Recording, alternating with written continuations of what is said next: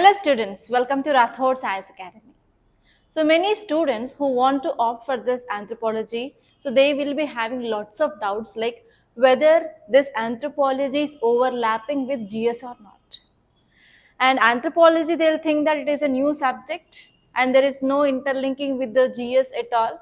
So it is waste of time to take anthropology.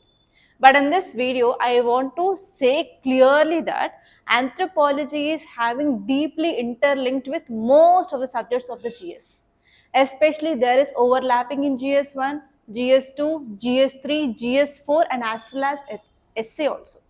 So I want to show you exactly in which areas there is overlapping, and even I will be showing you some questions how they are asking in your GS which is related to your anthropology. Clear? So by the end of this video you can understand that yes, there is lot of overlapping of anthropology with the GS, and you will be knowing in which subjects there is interlinking and how the questions will come and how you can answer that questions with this anthropology knowledge, guys. So let's get started. So if you see the first important point, that is most of the candidates will not opt this optional anthropology by thinking that there is no overlapping. But in this GS paper 1, especially in your history part and society and culture, there is overlapping. Okay, as you know that this GS paper 1 is entirely static, which contains geography, history and as well as society. So keep geography aside. And in the history and society, there is interlinking, guys. For example, in society, these tribal communities are also integral part, right? And especially we will be studying about culture, kinship, marriages, joint families, etc. in your society. There is interlinking. And in this art and culture, we will be studying about prehistoric art, paintings, totemism, and even megalithic structures, etc. So these all topics are common in your history, society, and as well as anthropology. And I'll show you some example questions also how the questions are coming. And even from Indian society, there will be for sure one question regarding impact of globalization on society. Yes, impact of globalization on society, on tribals, it is a separate topic in your anthropology. So if you're getting questions in your GS regarding impact of globalization, you can easily write with that knowledge that you gained in your anthropology, guys. So if you see the question here, discuss the impact of globalization on tribal societies in India. It is common in your anthropology and society. Next one is evaluate the role of kinship in shaping Indian society. Yes, you can see by these sample questions that there is interlinking of your anthropology with society, anthropology with your history. Okay. And now let us see GS paper 2. In GS paper 2, what are the subjects you have? Polity and governance, international relations, social justice, right? So here already I said about society and social issues. So here in polity and governance there is interlinking, there is overlapping. So in polity and governance you will be studying about tribal rights, tribal governance, especially you will be studying about schedule areas, 5th schedule, 6th schedule, PESA Act, Forest Rights Act, issues of vulnerable societies including tribes. So in all these areas there is overlapping. I'll show you the question. Analyze the effectiveness of PESA in empowering tribal communities. Same thing which is there in your paper 2 about PESA Act. And next one is discuss constitutional provisions related to scheduled tribes. So this is the topic which is there commonly in your polity and as well as your anthropology, guys.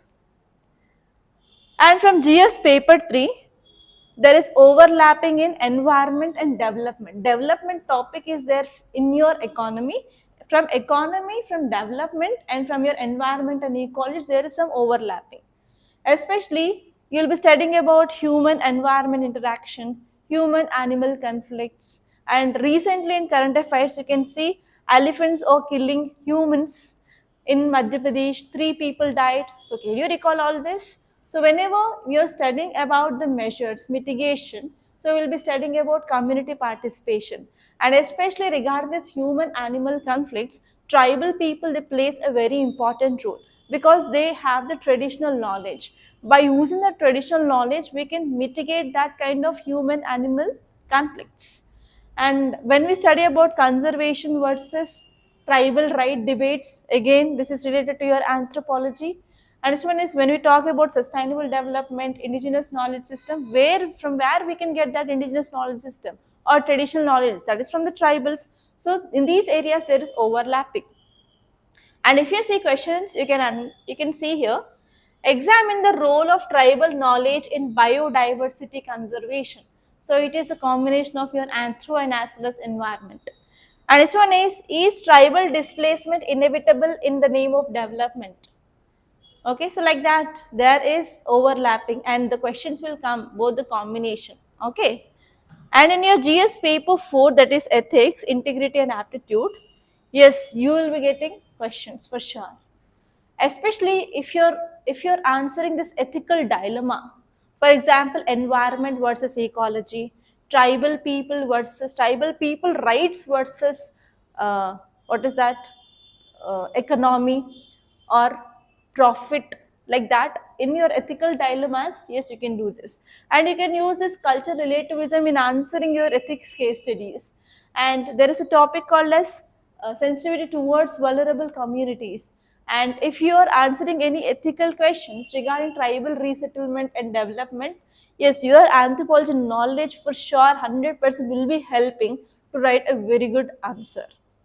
Okay, so for example, I want to tell you one question, how there is integration of your ethics and anthropology.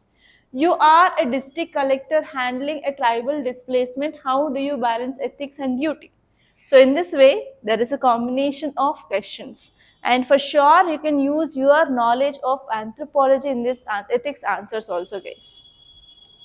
And let us see finally about your essay.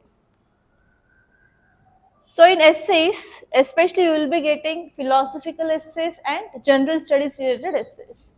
If you take general studies related essays, some themes are like women empowerment, tribal, culture, development, and on environmental themes also they'll give you essays, right? So in that you can use your anthropology, and directly there are some anthropology based essays that are appearing in your philosophical essays. I'll show you evidence. They gave essay like culture is what we are, civilization is what we have.